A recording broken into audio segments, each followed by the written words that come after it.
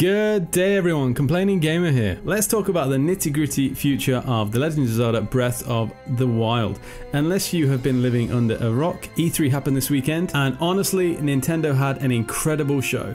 Given that the first DLC pack for Breath of the Wild is dropping soon, we have that big question to ask ourselves. Is this the end of Breath of the Wild or just the beginning? So let's get right into it. The Legend of Zelda Breath of the Wild came out on March the 3rd.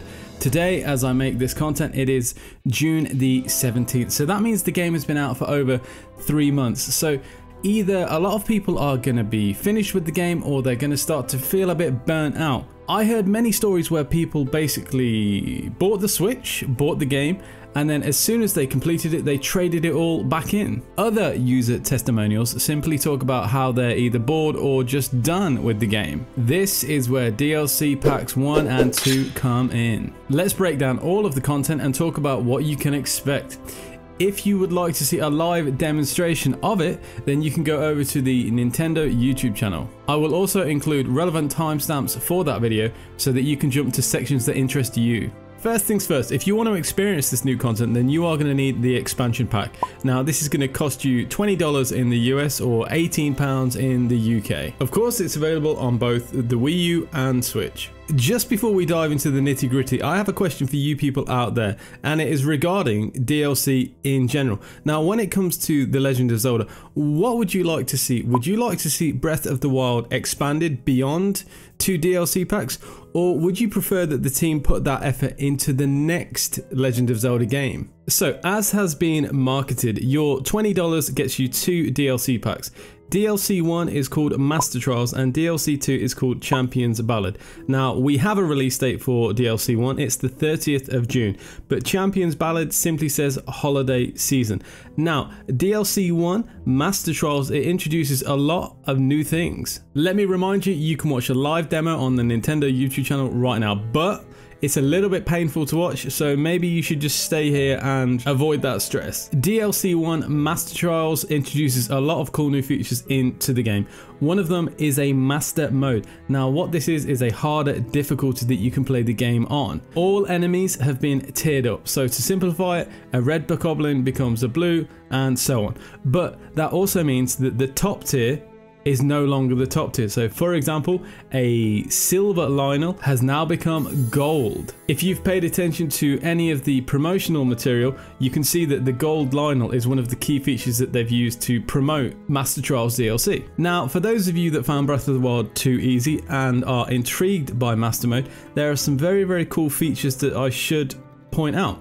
You don't need to complete the game to unlock Master Mode. It's available to everyone immediately, but not only that, Master Mode has a separate save file, so you can have your normal difficulty save file and the Master Mode save file. Additionally, those enemies that have been tiered up in difficulty, they have a few extra features to them. One is heightened awareness, so they see you quicker, and also they can regenerate health. As a final note, and this is something that I noticed and many people have noticed, and it's actually pretty darn cool, is the fact that the loading screen for Master Mode is black and red, and many people are saying that this is a throwback to Zelda 2's Game Over screen, which showed Ganon and is black and red.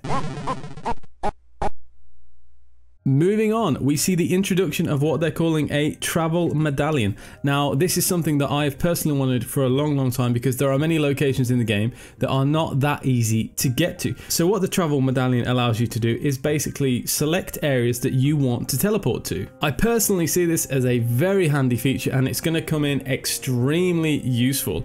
Now, how do you get this? Apparently, it's just hidden in a chest in the world. Next up, we have what Nintendo is calling a sky platform. Now, these sky platforms, they have enemies and treasure on them, and they're held up by a new enemy that they're calling Sky Octoroks. The concept is pretty simple. You have enemies hovering in midair on a platform, and you have two choices.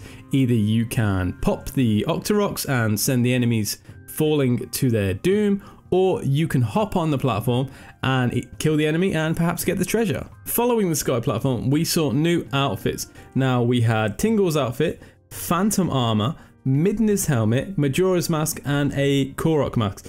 Now, I don't know what you people think out there, but for me, I thought Tingle's outfit was horrendous. The Phantom armor was pretty cool. Midna's helmet was so-so. Majora's mask was badass, and the Korok mask was just meh. I mean, unlike the other new pieces of equipment, the Korok mask actually has a feature, of course, and that is finding Koroks around the world. In case you didn't know by this point, there are 900 Koroks to be found. So if you're a completionist and you want to complete the game 100%, you need to find every single Korok. And I absolutely refuse to believe that anyone has managed this without a guide. If there are any stories out there about people completing this game 100% purely through exploration, please let me know. After that, we saw Heroes Path Mode in action. Now this thing was badass. What it does is it captures 200 hours of movement or gameplay, which can literally be played back. You can watch which route on the map you took across 200 hours of gameplay. If your question is, why is this useful? Well, basically it shows you where you have been and where you haven't been. And of course, if you haven't been somewhere in this incredible world, go there. This is where the Heroes Path Mode is really going to help you out. One of the cool bits of information regarding the Heroes Path Mode is that it doesn't begin as soon as you download the DLC. The information is already stored within your console, so if you get the DLC today, it will still have captured your original movement and gameplay. For me, Heroes Path Mode is a wonderful feature, but I have seen some negative feedback where people are saying, why are we paying for a feature which is technically already under the hood, but now it's going to be unlocked for us? Which I suppose is a valid point. One thing I will say as a slight counter to this point is that let's not forget that one of the huge fan requests was the ability to select any language you want, and that has been implemented with Breath of the Wild Update 1.2.0. You may be wondering, is that everything for the Master Trials DLC? Well, of course the answer is no. We have the biggest chunk yet to come, and it is called Trial of the Sword. Now, if you're not very far into the Breath of the Wild story mode, I suggest that you perhaps look away now because we're going to talk about a few little spoilers. Trial of the Sword is activated in Korok Forest by placing the Master Sword back where you originally took it from. You enter a arena-like environment. I believe Nintendo are just calling them rooms, and you start at basically level 1 with nothing. Now there are 45 rooms. Of course, the question is, what do I get for completing all 45 rooms? Well, your reward is a Master Sword, which is at maximum power at all times. So in case you didn't know, that means that the Master Sword will be at 60 damage forever. Now, although you start the Trial of the Sword with no equipment or food or weapons, what you do still have is access to your runes. So of course, you're going to need to find different ways to kill enemies. So maybe that might be bombs, magnesis, whatever you have to hand is what you need to start to build on. Naturally, the rooms get harder and harder and harder. And once again, like the main story quest, if the normal difficulty for Trial of the Sword is too easy, you can also do Trial of the Sword in Master Mode, which people are saying is extremely difficult. But you know, the Zelda community is extremely creative, and I'm sure people are going to make it look easy even in Master Mode. I mean, I've seen people kill a Lionel with a bookcase, so anything is possible. That's pretty much it for DLC 1, Master Trials, which comes out on the 30th of June. Now, DLC 2, Champions Ballad, we don't really know too much about it. All we know is that it's coming out in the holiday season and very little else has been said about it. If we go by very early promo material, the 3 bullet points simply say new original story, new dungeon, and additional challenges.